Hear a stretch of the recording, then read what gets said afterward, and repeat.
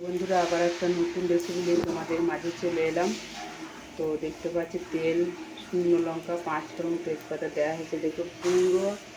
আর তোমার পই আছে, এবার আমি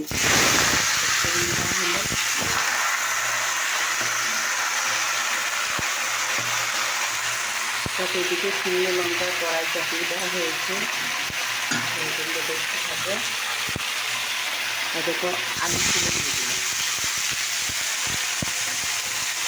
দেখতে পাচ্ছি। তো এই তোমরা সবাই দেখতে থাকো।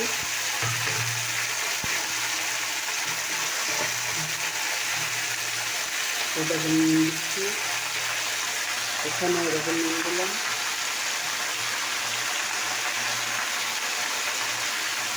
এরকম হলুদ দিলাম, এখানে দেখে হলুদ দিলাম, এবার নাড়াচাড়া করলাম। তো দেখো বন্ধুরা, এখানে মাইক বাজে, কিছু করার নেই আমার। যাই হোক, তো আমার আলু রেসিপিটা হয়ে গেছে। তো দেখো বন্ধুরা, এখানে আবার 5 ফোড়ন শুকনো লঙ্কা দেওয়া হয়েছে। তাই দেখুন ডাল এটা শুকা হচ্ছে, দেখতে পাচ্ছ। মাইকটা চারিদিকেই বাজছে, আর কিছু করার নেই।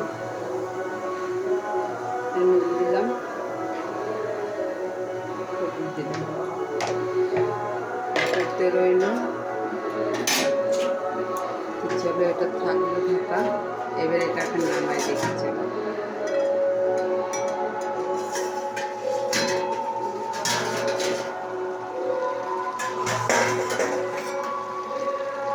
কতটা কি হয়েছে এটা দেখি, দেখো ভেজে কতটুকু হয়ে গেল দেখলে। ওই পাতা তো ও বেশিক্ষণ থাকে না।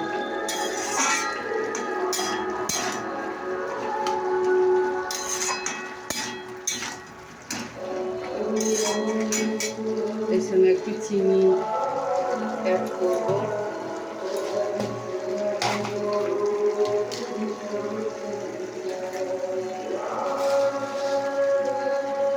চিনি দিলাম,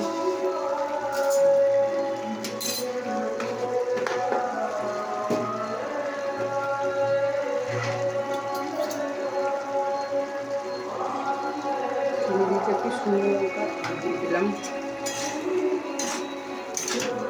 আর কিছু এতে মশলা দেবো না, শুধু ছোকার মতো একটা রেসিপি বানালাম।